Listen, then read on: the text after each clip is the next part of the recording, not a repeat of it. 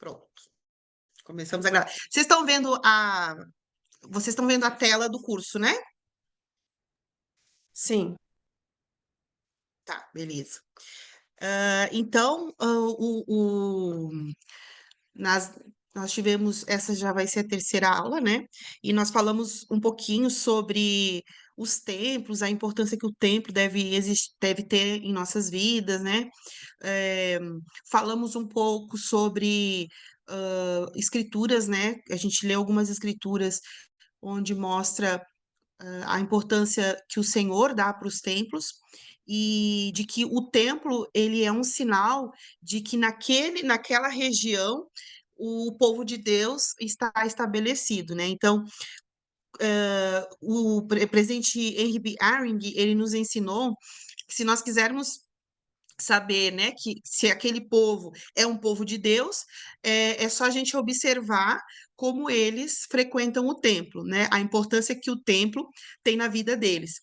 Então, se existe um templo e o templo é o centro da vida desse povo, então esse povo é um povo de Deus, né?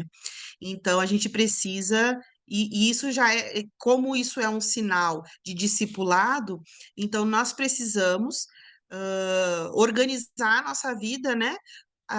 Para que o templo seja o centro da nossa vida, a partir do momento que a gente decide frequentar ele, que a gente, né, começa a trilhar aí o caminho do discipulado e deseja o nosso progresso espiritual, né? Então é super importante que a gente estude o templo, entenda o que o templo significa em nossa vida, né?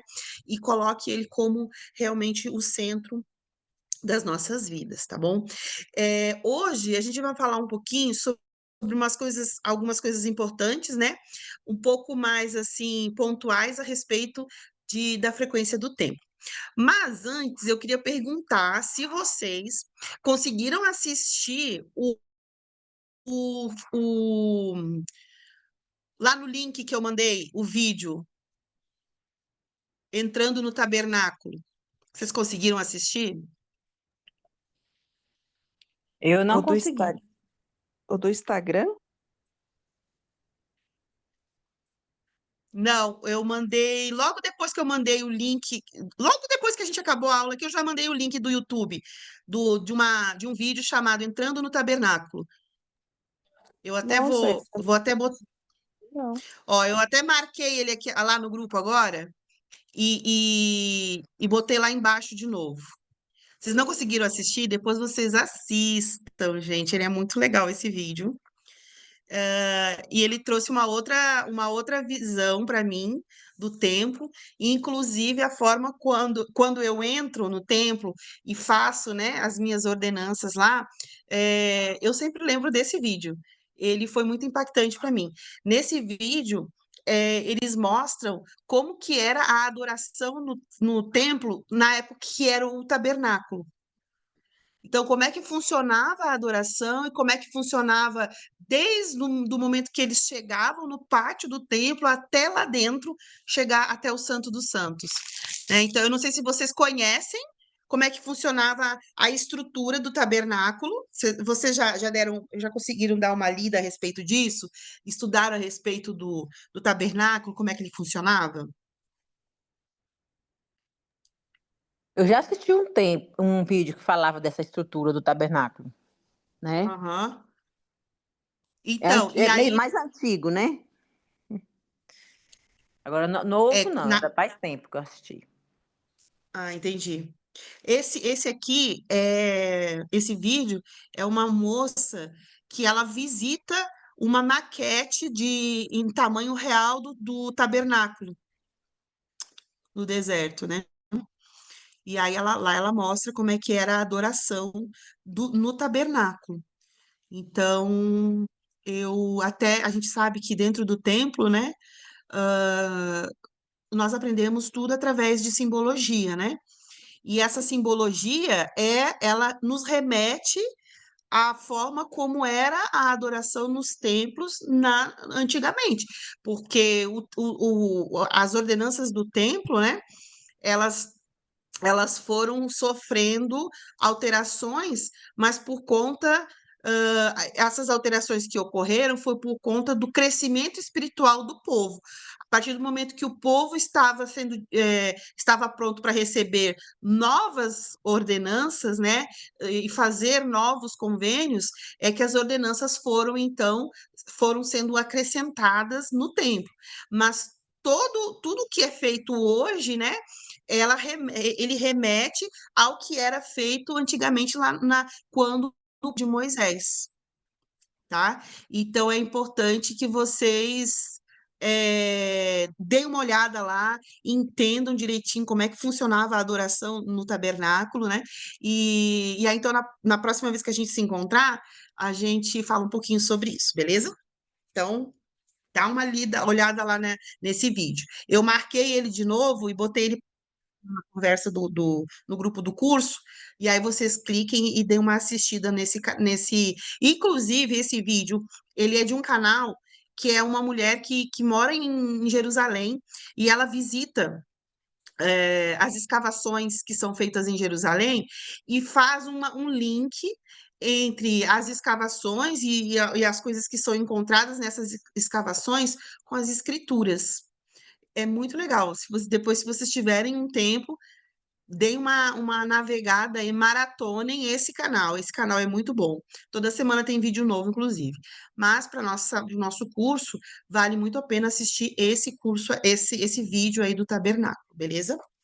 Então, hoje nós vamos falar um pouquinho sobre nós uma coisa que é extremamente importante é que o templo, ele é a casa do Senhor. Por ser a casa do Senhor, o templo é um solo santo, né? E por essa razão nós precisamos ser dignos para entrar no templo.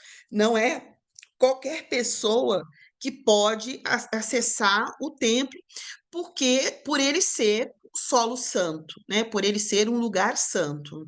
Então, se a gente for se remeter à época de Moisés, hoje o templo para nós é o Santo dos Santos, né? Ou seja, é aquele local que não é qualquer pessoa que vai poder entrar. São somente aquelas pessoas que vivem de acordo com os princípios e realizam as ordenanças do Evangelho aqui fora do templo, né? Então, para a gente poder entrar no templo, nós precisamos viver os primeiros princípios e realizar as primeiras ordenanças que são realizadas do Evangelho, para então poder viver outros princípios dentro do que a gente aprende dentro do templo, fazer outros convênios que nós fazemos lá através das ordenanças que são feitas lá dentro, né? Então, deve existir toda uma preparação para a gente poder entrar no templo. Então, a gente não vai para o templo, não deve, pelo menos, ir para o templo de qualquer forma. A gente precisa entender o que está acontecendo ali, né? E saber por quê, qual é o objetivo principal de eu estar indo ao templo, né? Eu preciso entender por que que eu tomei essa decisão de entrar no templo e de fazer os convênios que lá se fazem, né? Então, nós precisamos entrar com uma certa consciência, né? E essa consciência, ela deve ser uma consciência espiritual e entendermos que nós estamos indo para lá para pegar ainda mais, trazer para nós ainda mais responsabilidades, tá? Nós já temos algumas responsabilidades que nós adquirimos quando nós, por exemplo, nos batizamos. Então, quando a gente se batiza, nós trazemos para nós algumas responsabilidades, que são os convênios que nós fazemos com o Senhor lá no dia do batismo. Quais são os convênios que nós fazemos lá? Chorar com os que choram, carregar os fardos uns dos outros, alimentar os famintos, vestir os nus, né? Que está lá em Mosias 4. Então, o convênio que nós fazemos no batismo é o convênio de irmandade, é um convênio de ajuda mútua, de caridade, de viver realmente como Jesus Cristo vivia. E aí, a gente precisa, durante um ano inteiro, mostrar, depois do batismo, né, mostrar que nós conseguimos viver esses princípios do Evangelho, né? Que nós conseguimos ah, realmente viver de acordo com o que a gente prometeu que ia viver quando se batizou, e depois renova essa promessa todo domingo quando a gente toma o sacramento. Então, por exemplo, por que que a gente não consegue, vamos supor, né? Se a gente não tá, a gente não tem recomendação do templo, a gente precisa ter um determinado número de domingos que a gente tem que estar indo à igreja.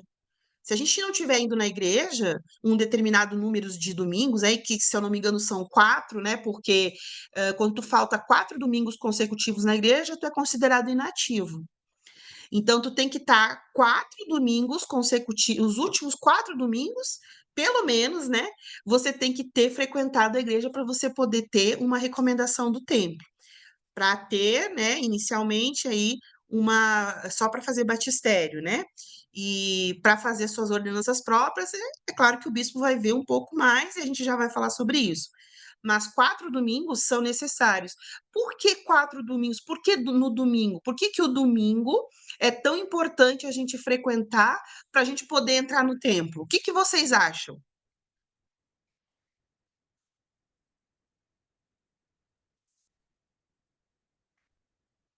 Para mim, o final ficou mudo. Eu só entendi o que vocês acham. Tá me ouvindo É. agora? Tá. Então, Você eu vou repete? repetir. Que eu estava falando, né? Que para a gente ter uma recomendação do templo, a gente tem o bispo, ele vai Para ver mim, se tá pelo menos, cortando. Será que é a minha internet?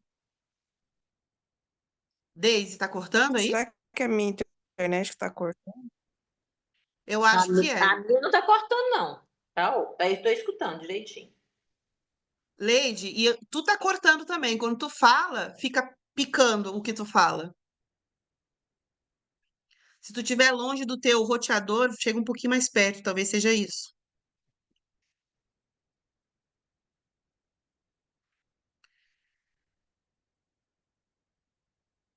Beleza? Leide, tá ok?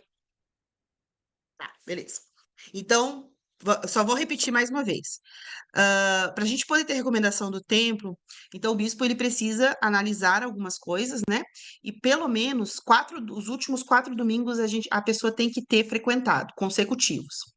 Por quê? Primeiro, porque para uma pessoa ser ativa na igreja, ela precisa ter frequentado 4 domingos. Se ela faltou 4 domingos, ela já é inativa. Se ela falta 3, vem num e depois falta mais 3, ela ainda não é uma inativa, porque ela precisa faltar 4 domingos consecutivos para ser inativa. Então, ela não pode ter uma recomendação, nem para uso limitado. Então, fora a ideia de que uma pessoa inativa não pode entrar no templo, por que vocês acham que o domingo, a presença no domingo da pessoa é tão importante para determinar se ela vai poder entrar no templo ou não? Porque ela tá renovando os convênios dela com o sacramento. Aquele tem a ver com o sacramento. Exatamente, né? É isso aí mesmo, Então, Leide. Se a gente não está conseguindo renovar o convênio do batismo, quiçá vamos conseguir viver os convênios do templo. A gente precisa entender que nós precisamos estar comprometidos com o Senhor para poder entrar no templo, né? Nós vamos viver leis maiores, que nós vamos reconhecer lá dentro do templo, saber quais convênios que nós vamos fazer lá dentro do templo, mas são leis maiores do que as leis que a gente vive aqui fora. Se eu não vivo as leis menores que estão aqui fora, que são as leis do batismo, que são os primeiros princípios do evangelho, como que eu vou conseguir viver leis maiores, né? Então, uma pessoa que não vive os primeiros princípios do evangelho, ela não vai conseguir viver o que os convênios, de acordo com os convênios que ela faz dentro do templo. E nós sabemos que nós só, se vocês, quem já passou no templo, vai saber, acho que vai fazer o link do que eu vou falar, né? e quem ainda não foi, guarda isso na memória para quando for passar, né? Quando nós vamos ao templo, qual é a primeira de todas que a gente vai fazer nossas ordenanças próprias? A primeira coisa que a gente faz quando a gente é recebido no templo, que a gente vai fazer as primeiras palavras que são ditas para nós na primeira ordenança que nós realizamos, é que nós estamos lá porque nós conseguimos viver os princípios do Evangelho. Então, se eu vivi os princípios do Evangelho, eu mereci estar lá. Se eu não vivi, eu não mereço estar lá. E aí eu não vou estar lá porque o bispo já vai analisar isso conosco, né? E vai dizer: olha, você ainda não está pronta para entrar no templo, porque você não vive isso ou não vive aquilo, tá? Então, que Karen, princípios são esses? Oi, tem alguma, eu não estou lembrada, tem alguma pergunta específica sobre isso na hora da entrevista da recomendação? Eu não nós estou vamos ver isso lembrada. agora. Ah, tá. Nós vamos, nós vamos Eu falar estou um pouquinho puxando sobre isso. aqui na memória, mas não estou conseguindo lembrar. Continua puxando aí, então, que já já nós vamos falar sobre isso, né? Eu vou falar primeiro um pouquinho sobre os princípios, tá bom? E depois a gente vai falar sobre as perguntas as perguntas da entrevista. Então, vamos lá. Quais são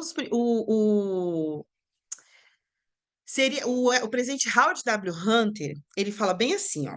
Seria o mais profundo desejo do meu coração que todo membro da igreja fosse digno do templo. Eu desejaria que todo membro adulto fosse digno e portasse uma recomendação para o templo válido.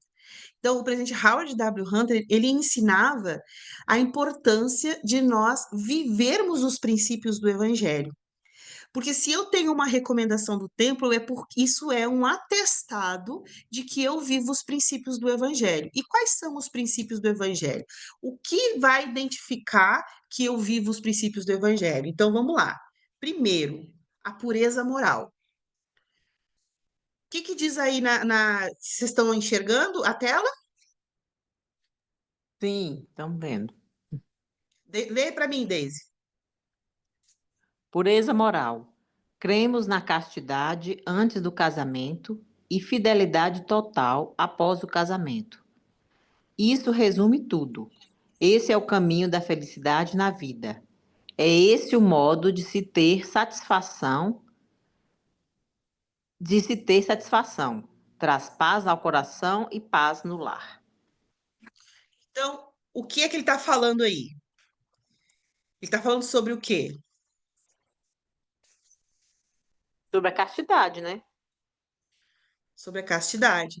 Por que vocês acham que o Senhor dá tanta importância para a pureza moral?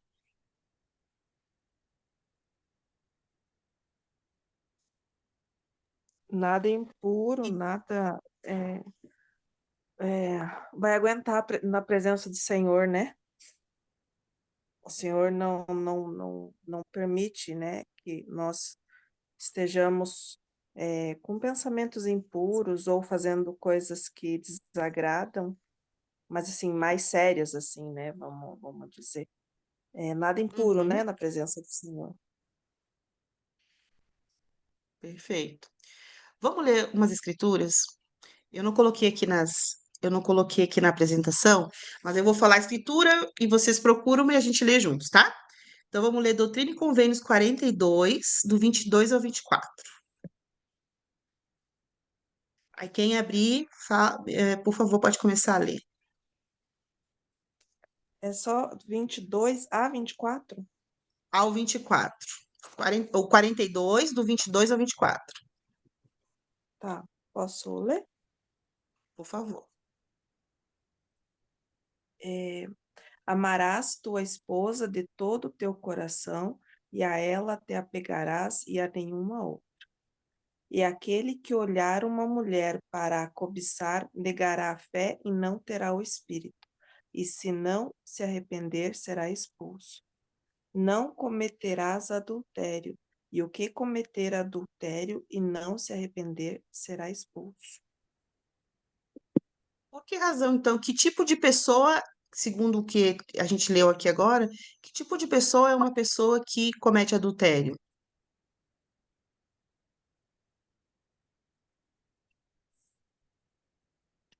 Peraí, tô. É, Que é não alguém ama, que né? está lhe A dando sua não fé, ama a né? mulher, porque se amará, não se apegará a outra, né? Ele tem que amar a mulher. Uhum. E que tipo de pessoa é essa que não ama a mulher, que não se apega, que comete adultério, que cobiça a mulher do outro? Tá lá no 23. É uma pessoa que, Nega a fé, não tem a companhia do Espírito, não está disposto a se pronto. arrepender, porque em tentação a gente sempre cai. Porque nós vivemos no Sim, mundo recaído, mas a gente tem a oportunidade do arrependimento, né? Mas é exatamente. alguém que nega a fé, que não quer a companhia do Espírito. Não é que não quer, eu falei estranho, é que acaba não tendo mais a companhia do Espírito por conta da sua decisão de cobiçar né, a mulher ou o Sim, homem, porque nós mulheres também, né? Podemos ler essa escritura para nós também, né? sim, com certeza. E uma coisa importante é que quando você nega a fé, você não tem o Espírito. E se você não tem o Espírito, você não vai. Como que você vai ter o desejo de se arrepender? Você não está nem entendendo de verdade que você está pecando, né? Porque a luz de Deus, que é a nossa consciência, que é a luz com que todos nós nascemos, né? É aquela que está na nossa mente falando. Nos desenhos animados, né? De antigamente aparecia o anjo bom e o anjo mau, né? O anjo bom é a luz de Cristo. Essa luz de Cristo é a que nos ajuda e nos guia na nossa vida até o dia que a gente batiza, recebe o dom do Espírito Santo, e aí então, a partir desse momento, tem a presença do Espírito todos os dias de nossa vida para nos guiar. Agora, se eu nego a minha fé, eu não vou ter mais o Espírito, nem que eu tenha recebido o dom do Espírito Santo. O Espírito não vai mais habitar comigo. Como é que eu vou compreender e enxergar que o que eu estou fazendo é errado? E aí que vem as justificativas. Ah, eu estou fazendo isso por causa daquilo. Ah, eu estou fazendo aquilo por causa daquilo. Então eu começo a me justificar. Tem uma citação do presidente Monson que diz que a justificativa enfraquece o caráter. E é a mais pura realidade, porque quanto mais eu me justifico quando eu estou pecando, eu estou negando o momento em que eu preciso me arrepender. E quanto mais eu faço isso, mais o espírito se afasta de mim.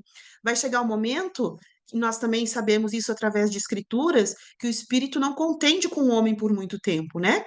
Ele tenta, tenta, tenta, tenta, até que ele não tenta mais. Aí ele se afasta e aí a gente vai ficar solto no vento, como folha seca. O vento vai nos levar para onde a gente quiser. No caso, Satanás vai nos levar para onde ele bem entender, porque a gente não tem mais a orientação do Espírito conosco. E essa pessoa que quebra a lei da castidade, que adultera, que cobiça, né? Ela está negando a fé. E se ela está negando a fé, ela não tem mais a presença do espírito a partir daquele momento. E aí, para voltar, para poder se arrepender, é tão difícil, porque o espírito não vai estar mais com ela, né? Então, olha a importância, né? E qual é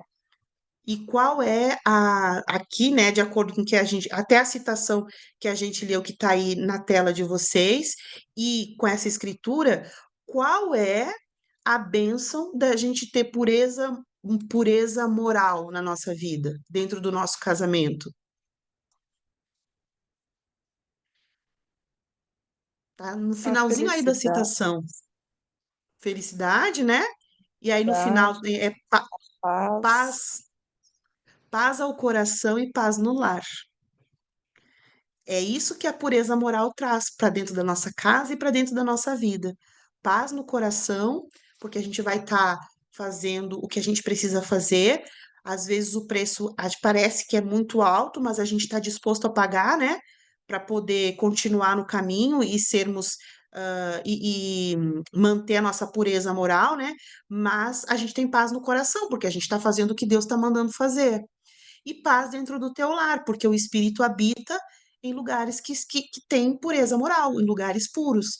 Então, ele está dentro da tua casa, e se ele está dentro da tua casa, o teu lar é um lar de paz.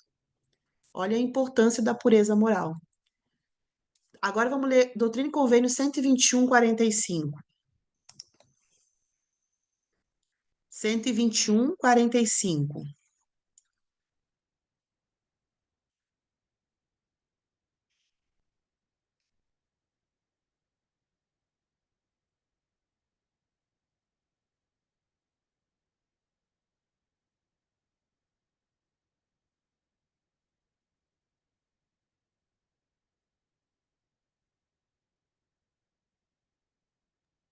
Eu tô com ela aberta, mas se a outra irmã quiser ler.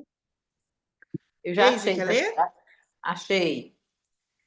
Que Lê aí tuas para nós. entranhas também sejam cheias de caridade para com todos os homens e para com a família da fé, e que a virtude adorne seus pensamentos incessantemente.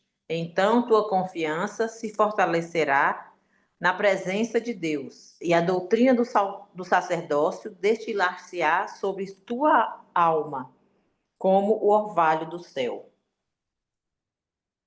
Que a gente aprende aí? Que tipo de pureza a gente tá vendo aí nessa escritura?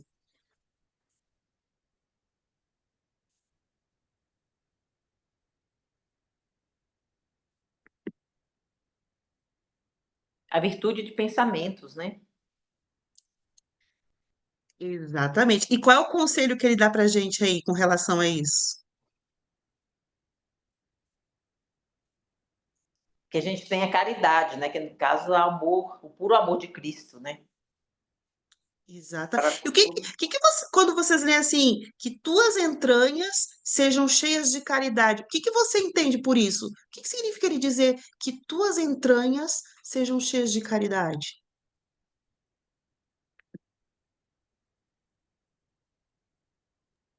Não vai ser algo superficial. Você vai estar tão preenchido daquilo que vai te consumir por inteiro, mas é um consumir bom, é um consumir te completando dentro da sua alma mesmo, onde pega seu espírito, seu corpo e faz uma vitamina só. Exatamente. Sabe aqueles momentos em que a gente tem um caminho com duas bifurcações, né? Que tu pode ir para a direita ou ir para a esquerda. E aí tu tem que pensar, para onde eu vou? Para a direita ou para a esquerda? Quando tu sabe o que tu vai encontrar lá no final dessas duas bifurcações, vamos supor que numa delas você vai ter um certo incômodo, porque você vai ter que ajudar uma pessoa, e aí você vai aliviar o fardo dela, você vai carregar o fardo dela junto com ela, vai pesar para ti, mas vai ficar mais leve para ela, e vocês vão fazer o que precisa ser feito. E no outro, tu vai seguir o teu caminho e deixa ela se virar sozinha, né? Então, quando nós estivermos com nossas entranhas cheias de caridade, a gente não vai parar para pensar, vai ser automático. Eu vou dividir o fardo com aquela pessoa. Não interessa que pessoa é aquela. Talvez eu nem conheça ela, mas as minhas entranhas, elas, como você falou, Leide, eu vou estar tão impregnada de caridade que para mim vai ser um absurdo eu não ajudar ela, mesmo que seja difícil para mim, mesmo que eu tenha que fazer um sacrifício naquele momento, mesmo assim, não ajudar ela vai ser um absurdo, porque as minhas entranhas, eu vou ser a própria caridade. E aí, qual é a consequência disso? No final dessa escritura fala, vai a doutrina do sacerdócio vai destilar sobre a minha alma como o orvalho do céu. Ou seja, eu vou ser banhada do poder do sacerdócio. Eu vou estar tão impregnada de caridade, que é o puro amor de Cristo, que as pessoas vão enxergar isso em mim, porque eu vou estar banhada de caridade. Olha que coisa mais linda, né? Não tem como você não ver que quando uma pessoa é caridosa e ela faz caridade porque está nas entranhas dela, ela realmente faz porque quer ajudar, porque ela é uma cristã, ela é uma seguidora de Cristo e ela quer ser como ele é, você sabe, você enxerga isso nela. E é isso, e é exatamente isso que o senhor está falando. Destilar-se-á tua alma como o orvalho do céu. Então, eu vou ser a própria personificação da doutrina do sacerdócio, ou seja, que é aquele grande mandamento, que é amar uns aos outros como ele mesmo nos amou. Essa é a grande doutrina do sacerdócio hoje, né? Por que que as pessoas, por que que os homens possuem a autoridade do sacerdócio? Para ajudar, de duas formas: ajudar as outras pessoas, né, através de bênçãos, e para ajudar a edificar o reino de Deus nessa terra, através das ordenanças. Então, o sacerdócio é caridade. E o sacerdócio existe para isso, exatamente para isso. Ele se resume em caridade. Então, ele está falando que, independente se eu for homem ou mulher, se as minhas entranhas estiverem cheias de caridade, se eu for virtuosa nos meus pensamentos e ajudar porque realmente eu quero ajudar, porque é isso que Jesus Cristo faria e eu quero ser como ele é, então eu vou ser a personificação da doutrina do sacerdócio. Então, olha o que, que a pureza de pensamento vai trazer para a minha vida, o poder que ela vai trazer. Vamos ler agora 1 Timóteo 4,12.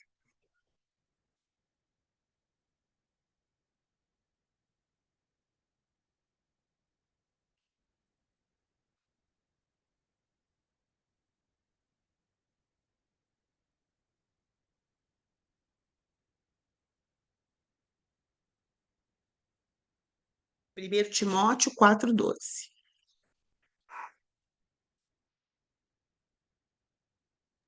Com a tela pequenininha, eu tento ligar, ó, e fica sumindo para tentar ligar esse microfone.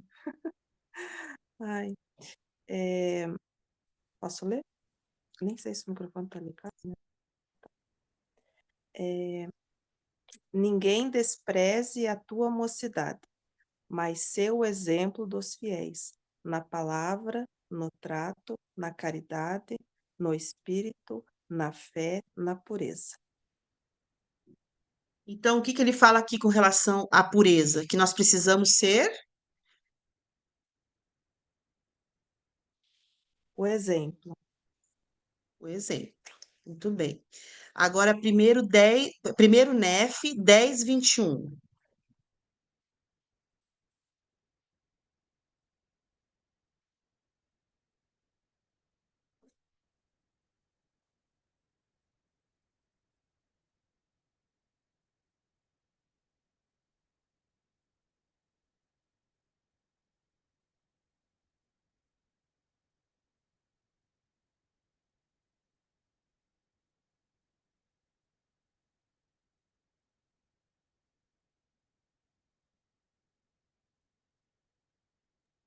Pode ler?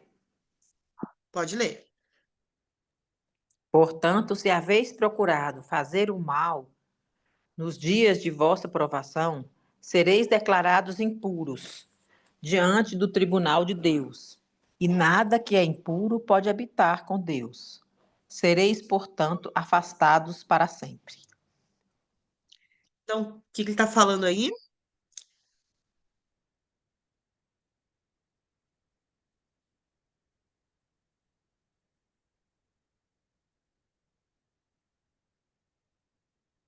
Sobre nada a impuro, prática. que nada impuro pode habitar com Deus, né? Sim, mas um pouquinho, bem no começo do versículo, ele está falando sobre o que especificamente? Sobre praticar o mal, né? Aham. Sobre fazer mal, tanto para mim quanto para outras pessoas, enfim. Então, ele está falando aqui sobre praticar. Eu só quero fazer um link para vocês perceberem sobre essas. Por que, que eu escolhi essas escrituras para a gente ler, né? Por que que está no planejamento? Em Doutrina e Convênios 42, a gente aprendeu que a gente tem que ser caridoso dentro de casa. Nós precisamos começar com o nosso cônjuge. Então, lá ele fala sobre a pureza dentro do casamento.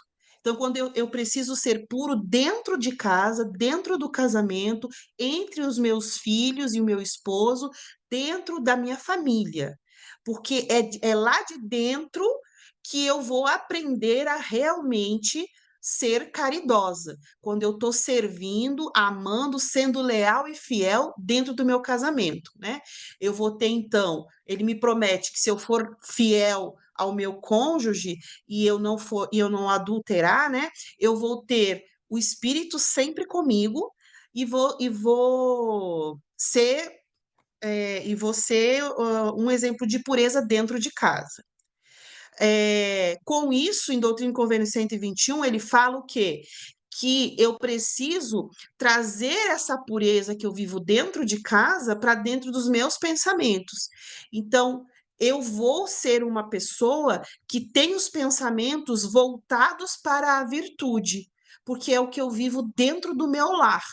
Então, eu vivo dentro do lar a virtude, portanto, os meus pensamentos e o que eu sou por dentro é pura virtude, porque é o que eu vivo dentro de casa. Em 1 Timóteo, então, fala que como eu vivo dentro de casa e me torno aquilo que eu vivo dentro de casa, eu vou ser um exemplo de pureza para as outras pessoas. E aqui em 1 Nef 10:21, fala o quê? Que se eu vivo dentro de casa, se os meus pensamentos estão banhados de virtude e eu me tornei um exemplo para todas as pessoas, eu não posso praticar o mal, porque se eu pratico o mal, eu vou ser declarada impura. E não tem como eu praticar o mal se eu estiver vivendo esses três primeiros princípios aí que a gente leu em Doutrina e Convênios 42, em Doutrina e Convênios 121 e em 1 Timóteo 4. Primeiro Nef 10:21 passa a régua naquilo que eu preciso ser. Eu preciso ser caridosa dentro de casa, eu preciso ser fiel ao meu esposo, eu preciso viver a lei da castidade, eu preciso incorporar essa virtude em mim, para que eu possa destilar essa virtude para outras pessoas, né? E eu vou, então, ser um exemplo de pureza para todo mundo e vou sempre ajudar pelo motivo correto. 1 Nef 10:21 diz que se eu não vivo isso, eu vou ser declarada impura. E se eu sou impura, eu não vou poder viver com Deus. E aí, por fim, lá na regra de fé 1:13 fala o quê? Vocês lembram o que a gente aprende na regra de na regra de fé 1:13? Cremos em ser honestos, verdadeiros, castos, benevolentes, virtuosos, em fazer o bem a todos os homens. Na realidade, podemos dizer que seguimos a admoestação de Paulo. Cremos em todas as coisas, confiamos em todas as coisas, suportamos muitas coisas e esperamos ter a capacidade de tudo suportar. E se houver qualquer coisa virtuosa, amável, de boa fama ou louvável, nós a procuraremos. Olha que importante essa regra de fé dizendo que tipo de pessoa eu devo ser. Lá em 1 Nef, acho que é 2 Nef 27, né, fala que classe de homens devereis ser. Eis que vos digo que devereis ser como eu sou. E na regra de fé 1:13 nos ensina se eu tenho alguma dúvida de que tipo de pessoa eu devo me tornar por ser membro da igreja, e por ter feito o primeiro convênio, que é o convênio do batismo, é essa pessoa que eu tenho que ser. Honesta, verdadeira, casta, benevolente, virtuosa, fazer o bem a todos, sem ver o rosto, sem ver que pessoa é, se ela me fez mal, se ela me fez bem, se eu nem sei quem ela é, não interessa. Eu só posso fazer o bem. Eu tenho que pagar, e se for uma pessoa que me fez o mal, eu tenho que pagar o mal com o bem. Porque é esse tipo de pessoa que o Senhor espera que eu seja. E se eu não for esse tipo de pessoa, lá em 1 Nef 10:21 está dizendo: eu vou ser declarada impura, e nada impuro pode habitar com Deus. Olha a importância da pureza moral. Como nós precisamos buscar essa pureza todos os dias. E aí eu pergunto para vocês, de que modo nós e os nossos filhos nos tornamos mais capazes de resistir às tentações do mundo e de viver uma vida moralmente pura, seguindo esses conselhos? O que que vocês acham?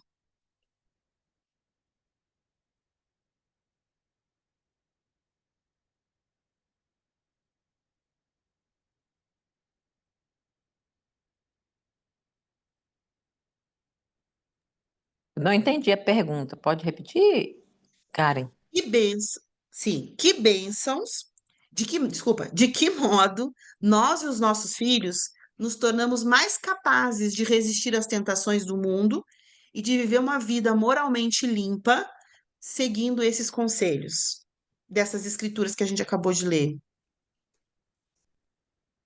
Ué, frequentando a igreja e o templo, né? Que aí vai fortalecendo para a gente conseguir se manter puro.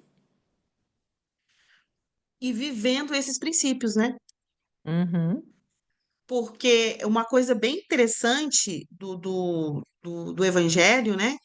É que o Evangelho constantemente está nos convidando à ação. Então, nós temos que estar sempre agindo. A gente não é um tipo de membro que pode ler e não viver de acordo. Então, eu leio, eu aprendo o princípio e aí então eu vivo o princípio. E após um período em que eu vivi aquele princípio, eu vou então criar um testemunho, vou desenvolver, né, um testemunho daquele princípio. E então eu vou, a partir daquele momento que eu desenvolvi o meu testemunho, eu vou, daquele momento para frente, continuar vivendo aquele princípio para fortalecer um testemunho que eu já adquiri. Mas o que que acontece a partir do momento que eu paro de viver aquele princípio ou aquele mandamento? O que que acontece? Você vai se afastando. Eu perco o testemunho, né? Aquilo não é mais importante. Vai chegar um momento que Não, aquilo não vai ser mais o que era antes para mim. e eu estava achando interessante, eu estava pensando aqui, quando a gente se preocupa, principalmente com essa questão da pureza dos nossos pensamentos, no tratar os outros, nos, nos prepararmos dentro de nosso coração para estar no templo, para tomar o sacramento, eu acho que a gente se aproxima tanto de como nós somos, como o Pai Celestial nos vê, como nós somos para Ele, né? Porque o Espírito está ali constante. Eu acho que quando a gente consegue chegar nessa pureza, num geral, assim, acho que a gente se aproxima tanto do ser que nós realmente somos, mas que às vezes a gente meio que duvida que a gente pode ser assim, né? Eu estava pensando nisso. E você falando agora desse assunto, né? Eu sempre falo para os meus filhos que o evangelho são pequenininhos testemunhos que você vai plantandinho, aí você pega no final e tem uma colheita enorme, que é um testemunhão de tudo, sabe?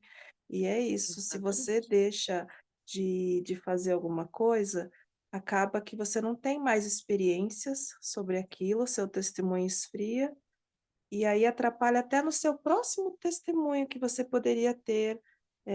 E parece que vai aquele dominózinho, sabe aquele dominó que se empurrão, vai tuk, tuk, Sim. tuk, caindinho tudo os testemunhos, e quando você vê, você não está indo à igreja, o sacramento já não é tão importante, e o pior, deixa de ir ao templo, deixa de cumprir os convênios. Mas desculpa, eu falei demais, desculpa. Não, não, é isso aí mesmo. Por favor, participem, tá? Eu quero muito que vocês participem. Mas é isso mesmo que você falou, né? Ó, Mas eu é um tenho grande que perigo. fazer um comentário, irmã Karen. Ah, Ouvindo a última aula, que eu consegui ouvir depois, o final, porque eu não consegui pegar, mas eu ouvi. E você, agora, você me lembra muito, mas no sentido bom, você me lembra muito aquele livro, O Milagre do Perdão. Quando a gente lê, a gente fica tremendo na base, sabe? Mas a gente aprende tanto, é tão bom ouvir você falar que você faz a gente ponderar e querer se arrepender na hora. Tá maravilhoso, de verdade. Você, para mim, está sendo o meu milagre do perdão. Ah, que bom, obrigada. Obrigada. É importante eu saber disso. Muito obrigada. Mas é isso daí mesmo que você falou, né, a respeito do viver o evangelho, né? E é um efeito dominó. Nossa, quem nunca teve uma crise na fé, né? Todos nós sempre temos crises na nossa fé, principalmente quando nós estamos passando pelos nossos desertos, né? Então, e aí, o que você precisa fazer, o que a gente precisa fazer, né, é entender o que vai nos trazer de volta. O que é que vai me trazer de volta quando eu estiver num momento de crise? E eu preciso fortalecer isso que vai me trazer de volta nos meus momentos bons. Nos momentos bons da minha vida, nos momentos que eu estou em paz, nos momentos que eu estou forte, que eu estou me sentindo imbatível, a Mulher Maravilha, é nesses momentos, ou Homem Maravilha, né? São nesses momentos que eu vou regar, como você falou, Leite, que eu vou regar a minha plantinha, que é o meu testemunho. Então, eu rego muito, rego, rego, rego, rego, porque vai chegar um momento que eu não vou conseguir regar. E por quanto tempo ela vai conseguir sobreviver sem rega? Eu preciso pensar sempre nisso. Que ela pode ser que ela sobreviva por algum tempo enquanto eu estou passando pelo deserto e que eu não tenho água para regar o meu testemunho. Eu preciso que ele sobreviva o tempo suficiente até eu sair do deserto e poder resgatar e começar a regar ele de volta. Então, o que é. Só que não é qualquer coisa que aguenta tanto tempo às vezes, né? O que é que vai aguentar? Quem é que vai me trazer de volta? Ou o que é que vai me trazer de volta? E eu vou prestar meu testemunho para vocês, que para mim é o templo. Nos momentos que eu estou me sentindo forte, que eu estou me sentindo bem, que eu tenho dinheiro para pagar gasolina, que eu tenho dinheiro para comprar lanche, para passar o dia no templo, que, enfim, eu estou no templo. Quando eu posso, eu estou no templo. Eu não penso duas vezes. Eu vou para o templo, porque eu sei que vai ter momentos que eu vou estar no meu deserto e que eu não vou poder frequentar o templo como eu gostaria ou como eu preciso frequentar. E aí, quanto tempo eu vou aguentar? Quanto tempo eu vou aguentar sem frequentar o templo? Quanto tempo eu vou aguentar tantas provações, tantas dificuldades, tantos obstáculos na minha vida sem frequentar o templo? E aí, então, eu só fico pensando, vai acabar e eu vou voltar, vai acabar e eu vou voltar, vai acabar e eu vou voltar. E é o templo que me segura. Presto meu testemunho para vocês, que o templo já me segurou várias vezes e não me arrependo de regar ele nos meus momentos de fortaleza, porque quando eu precisei, que eu não pude regar, foi ele que me regou, com o testemunho, com as experiências, com o poder, com o sentimento que eu tive quando eu estava podendo servir lá dentro, tá? Então, nós precisamos sempre nos lembrar disso, né? E a próximo princípio que a gente precisa viver para poder entrar no templo é o dízimo. Não tem como eu não pagar o dízimo e ter uma recomendação ativa para o templo. Eu preciso estar em dias com o Senhor. Eu preciso pagar o meu dízimo. Deise, você quer ler para gente aí a citação? Tá aparecendo? Está assim.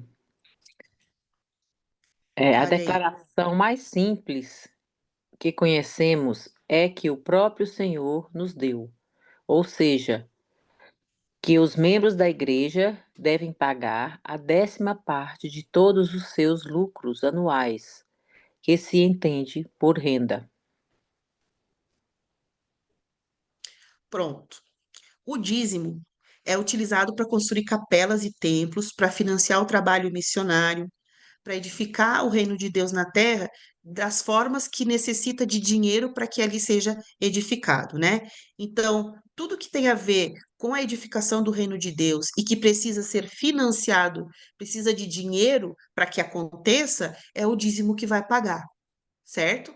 E aí, o que o Senhor deseja que a gente pague de dízimo para a gente poder viver essa lei, né? Então ele instituiu a lei do dízimo e aí ele disse que não é, eu não pago o que eu quero, eu pago a 10ª parte de todos os seus lucros anuais, né? Que se entende por renda. Então, tudo que for renda ou que for lucro, eu pago 10% para o Senhor como forma de dízimo. E esse dízimo, ele é usado para financiar a edificação do reino de Deus aqui na terra, tá? Então, o dízimo é um princípio fundamental para a felicidade. Isso quem falou foi o presidente James E. Faust. Se nós estivermos pagando o dízimo, não importa se formos ricos, se formos pobres, e não importa qual vai ser o valor do nosso dízimo. O que importa é que seja 10% do nosso lucro ou da nossa renda. Nós seremos um povo feliz e nós teremos tudo o que nós precisamos para o nosso bem-estar. O dízimo é um princípio de sacrifício e uma chave que abre as janelas do céu. Os membros da igreja que não vivem a lei do dízimo não perdem a sua condição de membro, apenas perdem as suas bênçãos. E uma delas é não frequentar o templo, que é a casa de Deus. Não é possível eu pisar em solo santo se eu não estiver em dias com a lei do dízimo, né? E como ele falou, a lei do dízimo não tem a ver com valores. A lei do dízimo tem a ver com sacrifício. Então, o meu sacrifício para o Senhor, que é aquele que está dentro do meu coração, é o que vai valer. Então, às vezes, a gente paga R$ 1, a gente paga 1.000, a gente paga 10.000, a gente paga 20.000.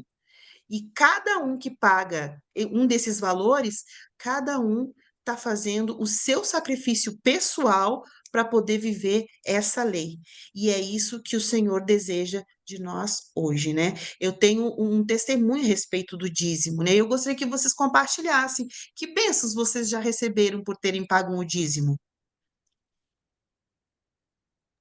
Eu até escrevi ali no chat que eu queria compartilhar uma experiência.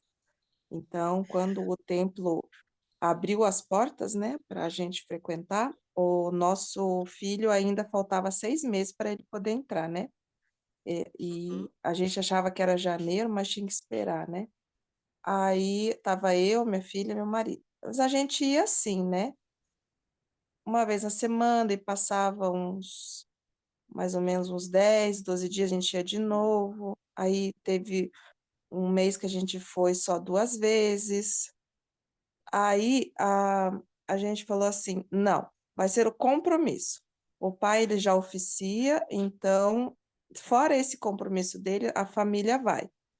E quando o Pipo ele puder entrar, a gente vai pelo menos uma vez na semana. A meta é 2, mas se a gente conseguir uma, tá bom. E a gente começou ou era quinta ou era sábado, a gente estava lá. E aí, de repente, nós entramos no templo e o Pipo ficou ali fora no terreno. E aí a gente entrou, era 2 da tarde, às 5, quando a gente saiu, o meu telefone tinha assim 70 mensagens do condomínio aqui do prédio. E aí, eu vou tentar ser mais rápida, né? E aí, e na hora que eu olhei assim, eu falei, nossa, mas o que que aconteceu, né? Aí um Gabriel tava me ligando. Daí eu falei assim, alô, quem é? Você que é o Gabriel, esse telefone é da Leide ou do Jason? Aí eu falei, é da Leide. É que eu sou aqui do prédio, ó. Nós tivemos que cortar, vai fazer 3 horas que tá vazando água para tudo que é lado do seu prédio, já paralisou os elevadores, tá um caos. Tem como vocês verem? Aí eu fiquei meio sem entender, eu achei até que era golpe, né? Porque a gente tá tão assim, né? Saturado com esse negócio de golpe. Eu falei, não, mas é de que condomínio você está falando? O que você está falando? Ele falou assim, olha, a gente já desligou toda a luz, já desligamos tudo, a gente só quer que vocês venham para casa, eu sou aqui do 400 e pouco, nós moramos no 704, no 7. A água tinha chegado na portaria, alagou apartamentos, foi um caos. E aí eu falei, tá bom, agora confirmou. Aí o G estava lá dentro ainda do templo. porque ele ia fazer mais um pouquinho. É que o Geis é assim, a gente combina agora, eu vou fazer só mais um pouquinho. Ele não resiste passar por aquelas portas e não ficar lá dentro.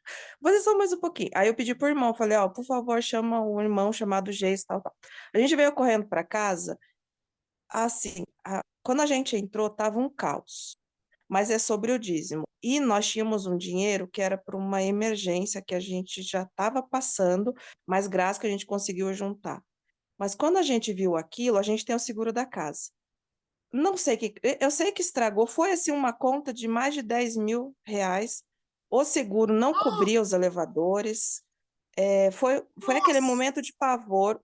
A gente foi negado no do seguro da casa, porque envolveu elevadores, né? E aí a gente Uhum. ficou, eu sou a apavorada da casa, né? Eu falei, e agora? A gente até tem o dinheiro, mas é outra emergência. Aí o Jesus já falou. Nós fizemos um acordo com o Pai Celestial sobre o templo, não foi? Nós estávamos aonde? Fora que a minha casa, apartamento estava alagado, e queimou o computador, tudo que estava ligado nas tomadas, foi um caos, um caos. E aí o Jesus já falou, nós fizemos um compromisso semana passada que a semana nós estaríamos no templo. O Senhor não vai desamparar. E o que que a gente faz desde que a gente começou a trabalhar, a ganhar nosso dinheiro? É o dízimo. A gente já ensina nossos filhos a pagar o dízimo, nós somos. Então, calma. Eu falei, não, gente, você não está entendendo o seguro. Quis confiar mais nos homens, né? O seguro não vai.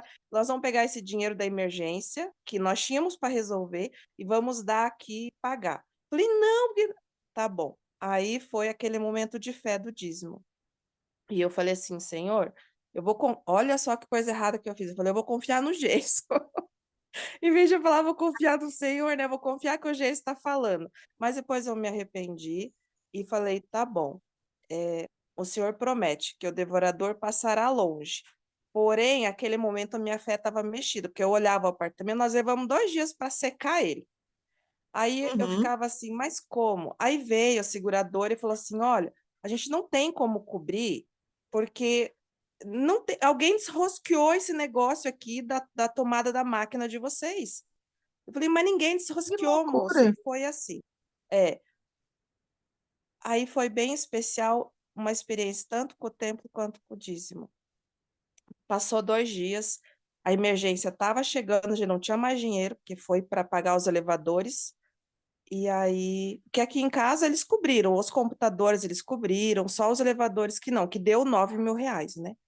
E aí eu falei, não, eu vou ter uma conversação com o senhor, porque não é possível. Eu falei, não, meu coração tá assim, a coisa tá feia, eu tenho que confiar.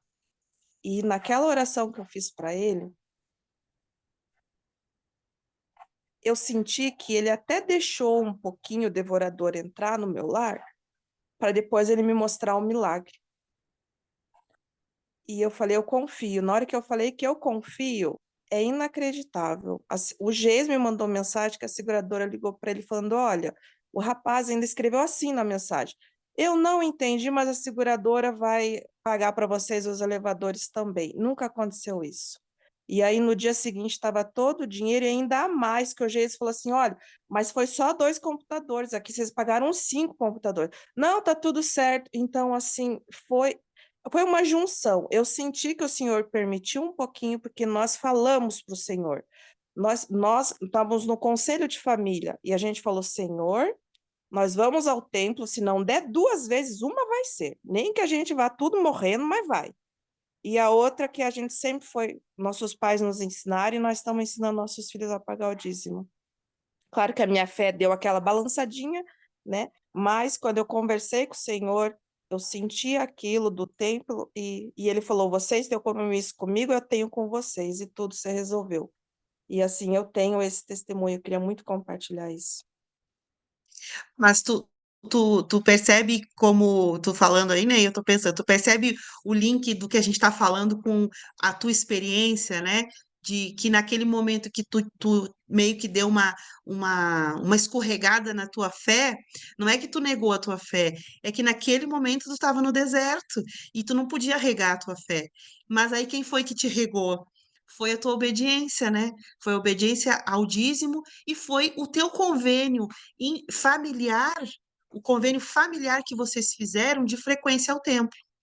Então, o Senhor Isso mesmo, nos faz era isso que eu promessas. estava tentando lembrar. Esse convênio familiar, você falou exatamente, foi o que a gente fez. E ao mesmo tempo que a gente fez E, esse convênio, veio essa aprovação, que foi literalmente uma aprovação, e já passou. O Senhor, ele permitiu aquele pouquinho para a gente ver se não ia. Você falou essa frase perfeita. e é isso aí mesmo, gente. Nós precisamos ensinar isso para os nossos filhos, mas também a gente precisa entender que nós somos um povo de convênio.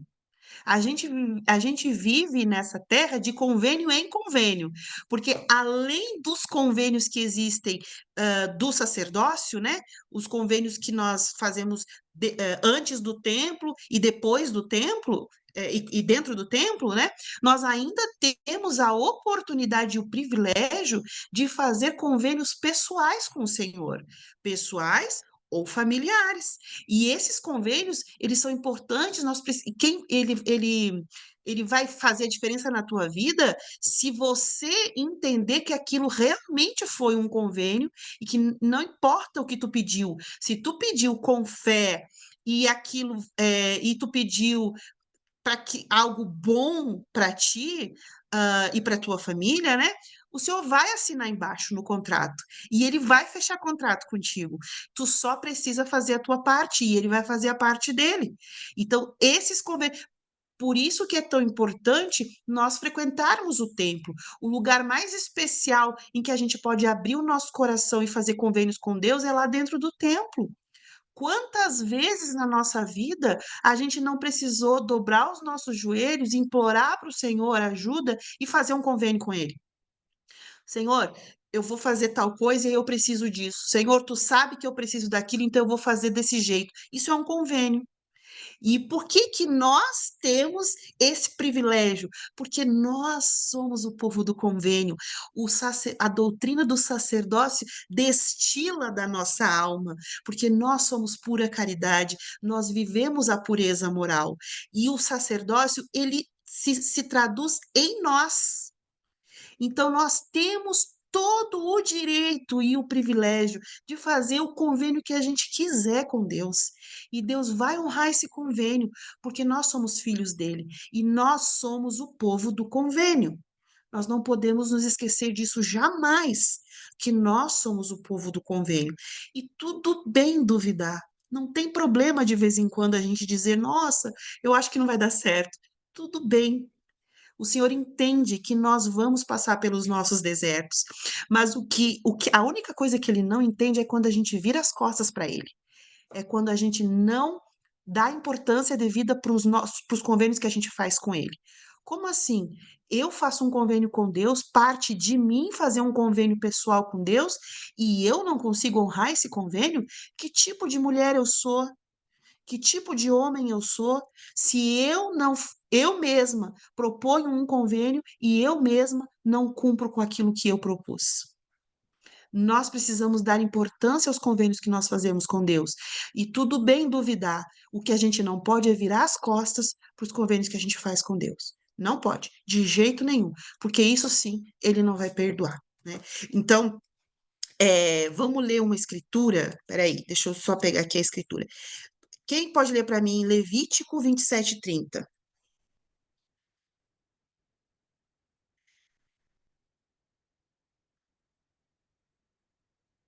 Levítico 27:30.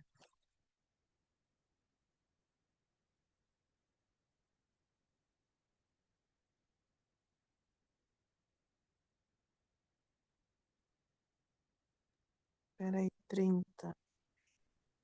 É aqui. Também todas as dízimas do campo, da semente do campo, do fruto das árvores são do Senhor. Santas são ao Senhor. Então, o que que ele está falando aqui? O que que ele quis dizer com também todas as dízimas do campo, da semente do campo, da fruta das árvores são do Senhor? E santas são o Senhor, ele ainda fala, são ao Senhor, ainda fala, né?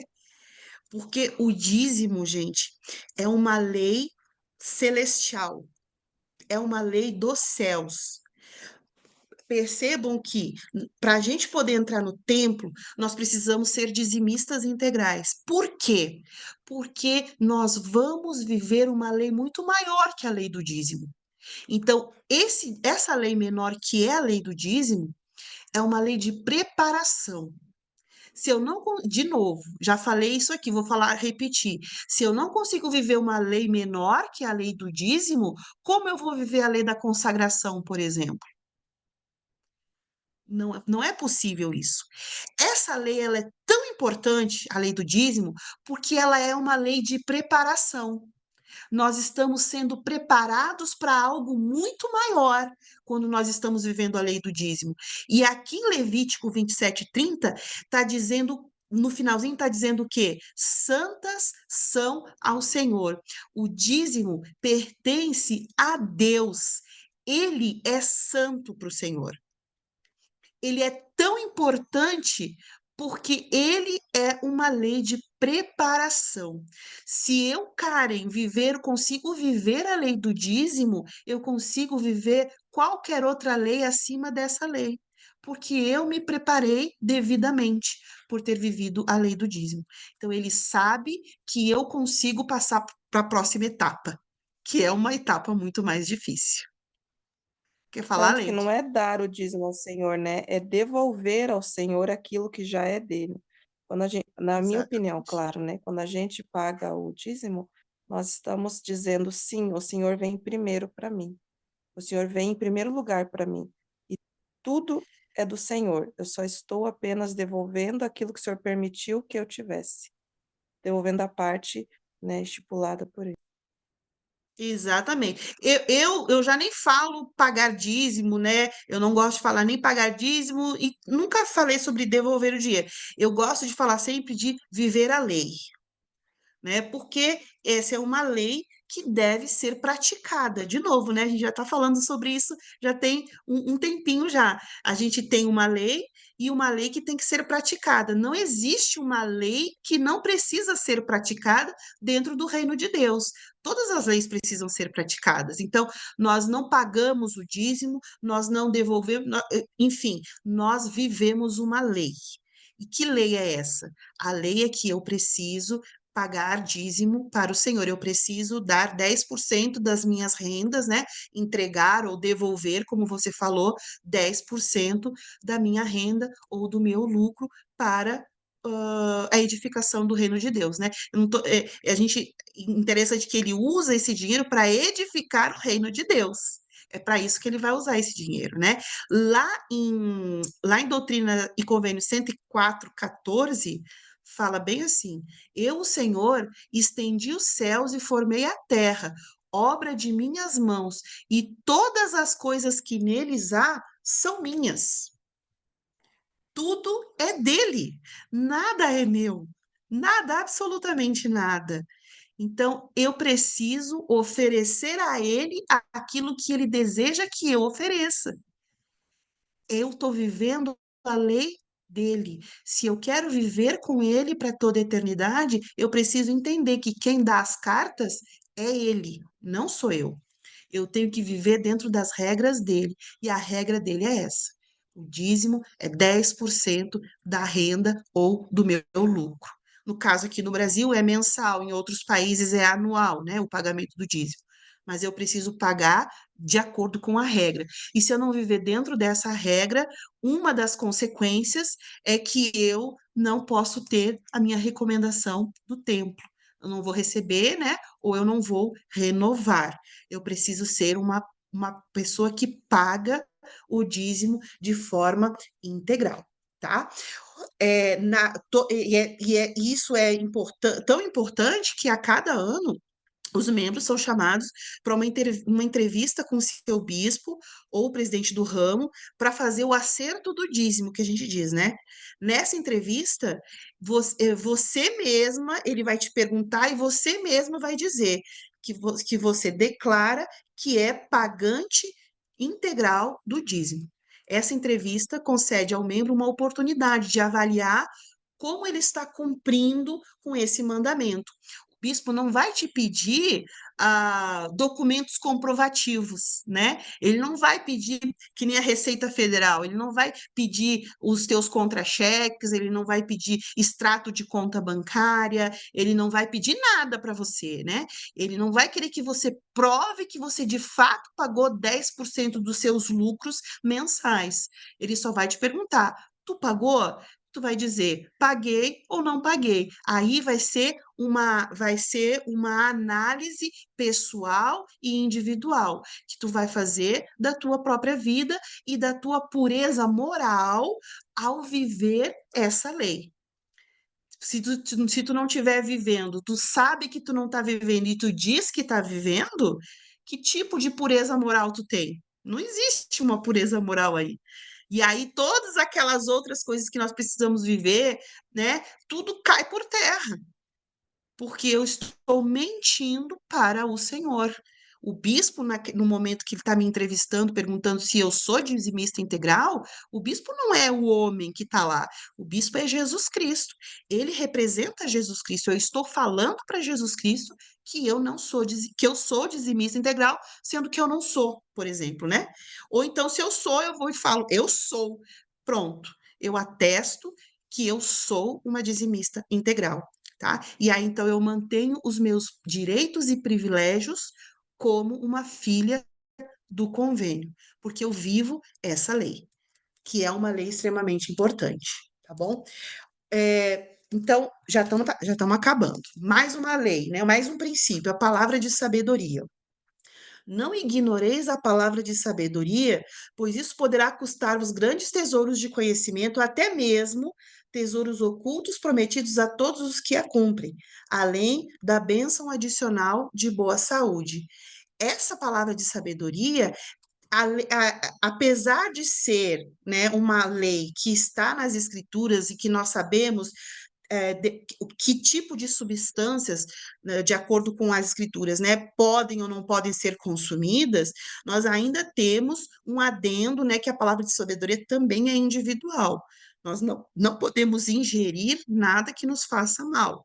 Então, se, por exemplo, eu sou diabética e eu insisto em comer açúcar, eu não estou vivendo a palavra de sabedoria, porque a palavra de sabedoria é tudo, é eu ingerir qualquer tipo de bebida ou alimento ou medicamentos, né, que vão fazer mal para o meu corpo. Então, a gente não toma bebida alcoólica, nós não tomamos café, nós não tomamos bebidas quentes, não usamos drogas ilícitas. Então, tudo isso nós temos, né? Nós precisamos dormir 8 horas por dia, nós precisamos descansar o nosso corpo, cuidar da nossa saúde mental. Então, tudo isso faz parte da palavra de sabedoria, né?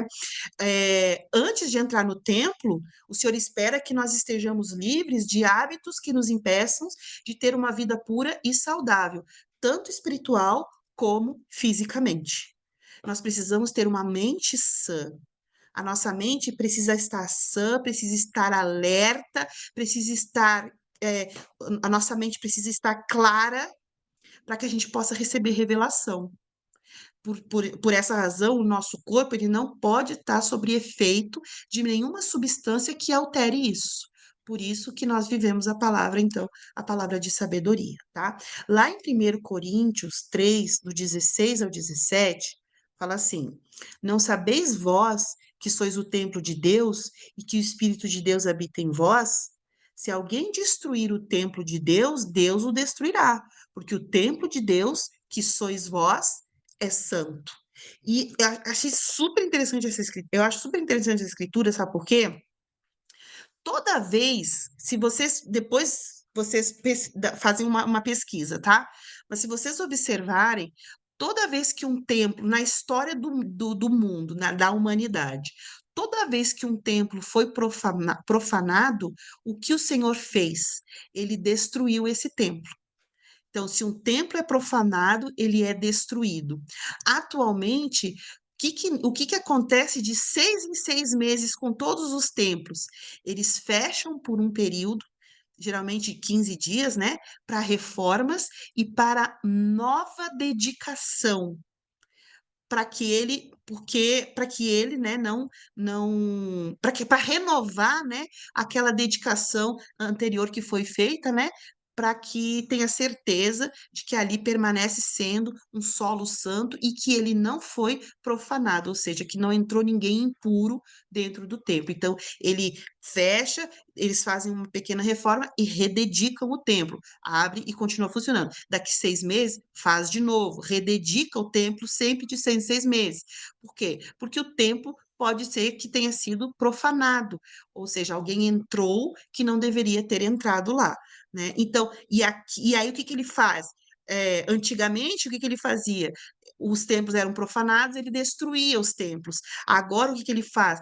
Se pode acontecer de o templo ser profanado, ele rededica de tempos em tempos esse templo. E aí, esse templo, né? Então, lá em 1 Coríntios 3, 16, 17, fala o quê? Que o nosso corpo é um templo. E se o nosso corpo for profanado, o que ele vai fazer com o nosso corpo? Ele vai destruir, porque o templo de Deus, que sois vós, é santo.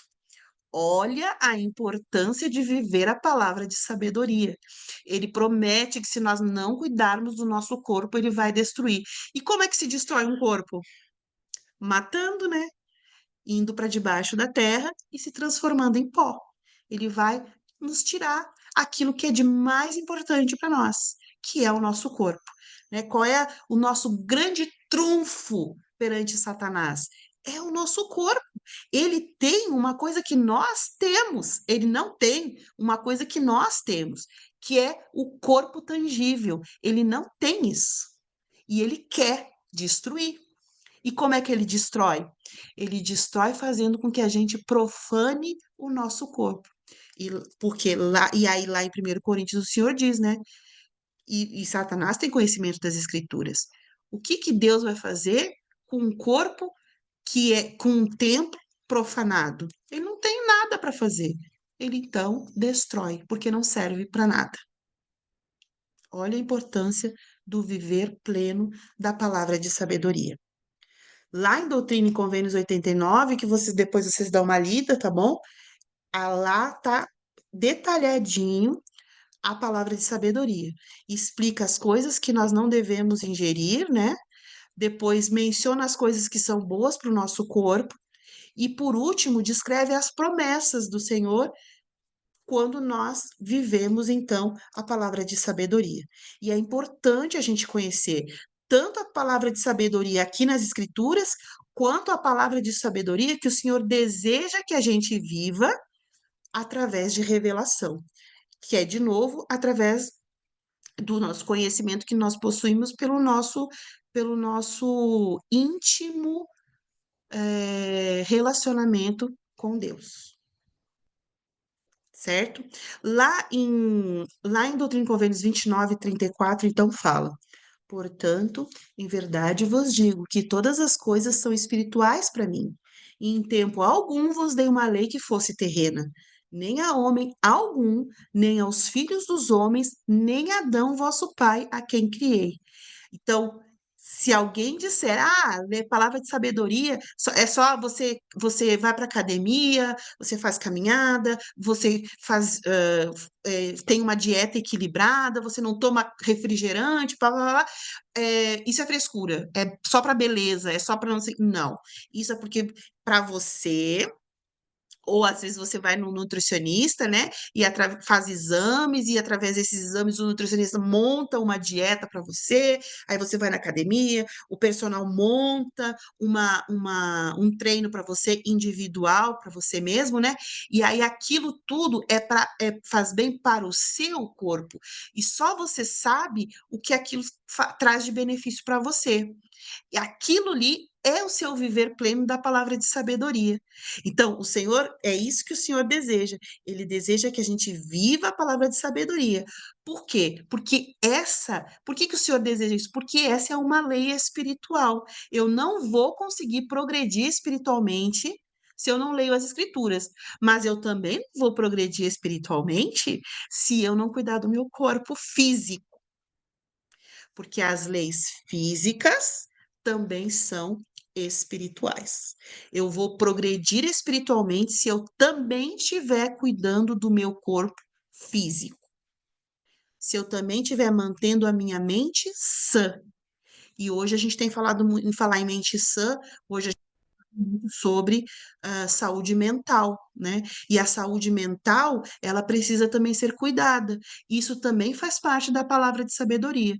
Nós precisamos, quando nós não estamos bem mentalmente, nós precisamos buscar ajuda para que nós possamos permanecer sãos, a mente sã, a mente clara, a mente aberta para receber revelação e saber exatamente o que Deus deseja para cada um de nós, né? E aí nós temos, para finalizar, o dia do Senhor. Deise, você quer ler o dia do Senhor para nós? O dia do Senhor. Porque Deus nos pediu que guardássemos o dia do Senhor, a meu ver, existem pelo menos três razões. A primeira está ligada à necessidade física de descanso e renovação. Em minha opinião, a segunda razão tem um significado bem mais amplo. É a necessidade de renovação e fortalecimento de nosso espírito. A terceira razão é a mais importante. É a obediência aos mandamentos, como expressão de nosso amor a Deus. Abençoado, abençoados são os que precisam de outros motivos, senão do amor de Deus, do amor ao Salvador, para guardar seus mandamentos. E aí, por que que vocês acham, e segundo o que a gente leu aqui, Deise, por que que você acha que é importante a gente guardar o dia do Senhor? É mais para a gente renovar espiritualmente também, além do descanso, né? A renovação espiritual. Fortalecer e guardar o mandamento, que foi um dos mandamentos, né? Desde a criação tem esse mandamento, né? Uhum, E do descanso. exatamente. E aí, vocês viram ali, o que que vocês acham da terceira razão?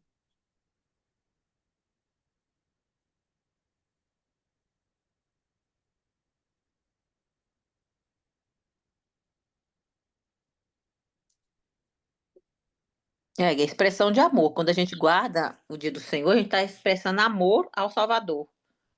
Que nós estamos demonstrando que realmente a gente segue o Salvador e guarda o dia dele, né? Que é o dia santo.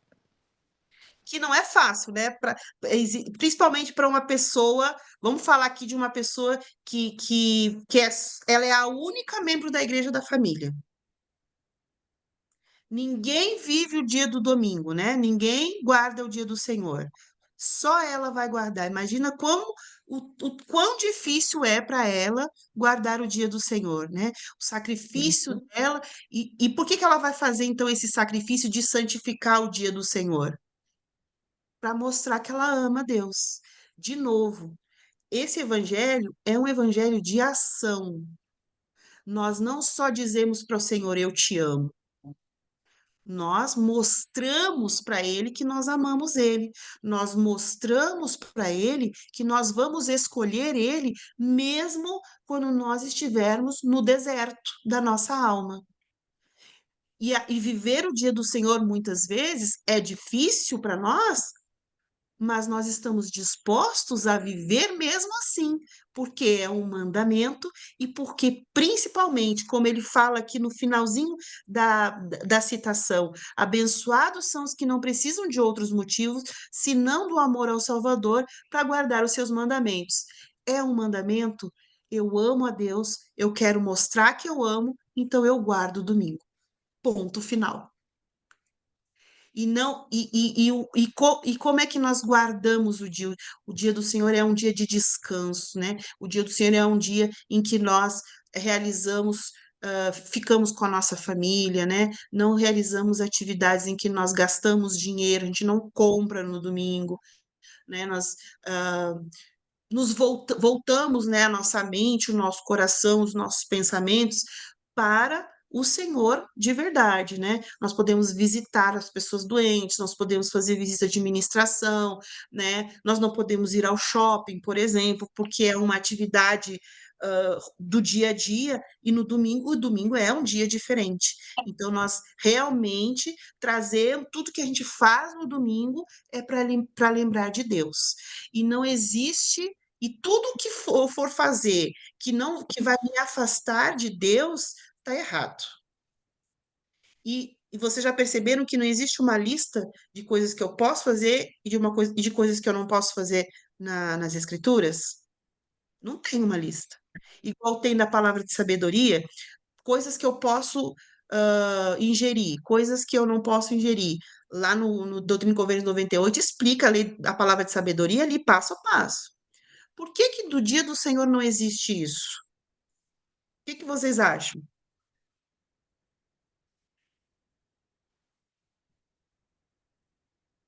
Ai, peraí. Porque nós mesmos precisamos medir esse nosso amor. O Senhor deixa para que nós sintamos. Nós fazemos essa medida de guardar o dia do Senhor, né? Nós Cada sabemos um sabe. isso, cada um sabe. Às vezes, é, tinha dias que a gente estava tão. Porque nós passamos por um momento de muita doença, eu e o Geiso.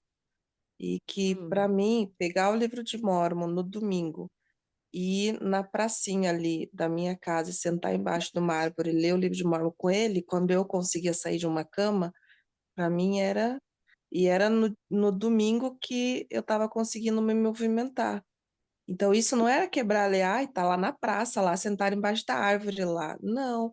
Se você vai levar ao pé da letra, vamos dizer assim, colocando regras, então eu não podia estar lá embaixo da árvore no domingo. Mas eu sabia Uhum. que nós não estávamos quebrando, que era ali que era até ali onde eu conseguia chegar, eu precisava respirar ar, e nós levávamos o livro de Mórmon e conseguia ficar ali 15 minutinhos sentada numa praça no domingo. Então a gente tem que fazer a nossa essa medida mesmo, né? O Senhor, ele permite que a gente faça isso, essas escolhas no dia do Senhor, né? Até mesmo porque o dia do Senhor é uma lei eu preciso guardar, mas como eu vou guardar é individual, é entre eu e o meu Deus. Ninguém pode entender os sacrifícios que eu faço. Ninguém pode dizer que pagar R$ 1 de dízimo é sacrifício, é um sacrifício menor do que pagar R$ 1.000. Ninguém pode dizer, porque o sacrifício também é individual. Então, viver o dia do Senhor é uma lei, mas como viver é um convênio individual que eu faço com Deus. Eu e ele vamos decidir qual é a forma que eu vou viver o dia do Senhor. O que eu vou oferecer, e ele vai decidir se o que eu vou oferecer é o que ele deseja receber. Mas, de novo, isso é individual, né? Ou até mesmo familiar, quando a gente vive em família o dia do Senhor. Mas é entre nós, né, e o Pai Celestial. Todos os princípios do Evangelho, eles são convênios individuais que nós fazemos. O como são convênios individuais que nós fazemos com Deus. E depois isso vai ser resolvido entre nós dois. Pode falar, Daisy. Quer falar, Daisy? Você quer falar? Você abriu o microfone? Oi, Você quer falar? sim, né? Porque realmente essa parte do dia do Senhor, cada um tem que saber o seu sacrifício, porque é, é- tem gente que trabalha, que faz até plantão e tudo, e Sim, é difícil, né? Guardar o dia do Senhor. Então, sim. até ele, como diz assim, como que ele não está guardando o dia do Senhor? Desde que ele esteja ligado, pensando e fazendo tudo aquilo, né, que ele trabalha naquele momento, mas com o propósito de abençoar aquele dia, ele está guardando o dia do Senhor, né? Se é o que ele tem para oferecer e é o que Deus quer receber dele, ninguém tem Aham. nada o que falar. É, pelo menos até ele conseguir não trabalhar, né? Mas tem muitas profissões que tem que dar plantão, né? E muitas vezes cai no domingo. Sim, sim, exatamente. Mas aí é Domingo aquilo, né? De agora, novo. Ah, domingo agora nós passamos uma experiência interessante com o Felipe, a reação dele. A gente estava viajando, né? Apenas 9 horas naquele dia. E aí, o lanchinho da manhã a gente conseguiu comer no hotel, né? E aí a gente saiu de lá e, olha, é só discurso daqui em diante no carro, é música da igreja, todo o álbum novo dos jovens, e assim foi. Aí paramos para almoçar. Aí fomos lá no bifezinho, encontramos um restaurante ruralzinho, assim, de beira de estrada, foi ali mesmo. Aí, na hora de pagar, eu peguei um sorvete. Aí o Geis falou, o Felipe falou assim: Mãe, hoje é dia do Senhor. Eu falei: Eu sei. Tá, mas o sorvete você não precisa. O almoço sim, mas o sorvete não precisa. Que já era uma coisa supérflua, sabe? O almoço tudo bem, é necessário, mas o sorvete supérfluo, não. Senão a gente vai quebrar a lei do dia do Senhor, né? Eu achei interessante essa preocupação, né? A necessidade do alimento, ok. Mas daí você já tá pedindo demais sorvete, comprando, daí você já tá quebrando. Achei bem interessante. a delícia quando a gente aprende com os nossos filhos, né? A gente nem pensa às vezes que eles estão nos escutando, mas eles estão sempre nos escutando. Isso é maravilhoso. Gente, então é isso. A gente ia falar ainda um pouquinho sobre a entrevista, mas a gente já está adiantado do horário. Então vamos fazer o seguinte. Nós vamos combinar o seguinte: vocês vão ver o vídeo do tabernáculo, não deixem de ver, porque para o próximo encontro que a gente tiver, a gente vai falar um pouquinho sobre ele, e eu acho que vocês, nossa, olha, vocês vão amar, eu tenho certeza que vocês vão amar esse vídeo. Vai abrir a mente para muita coisa de vocês.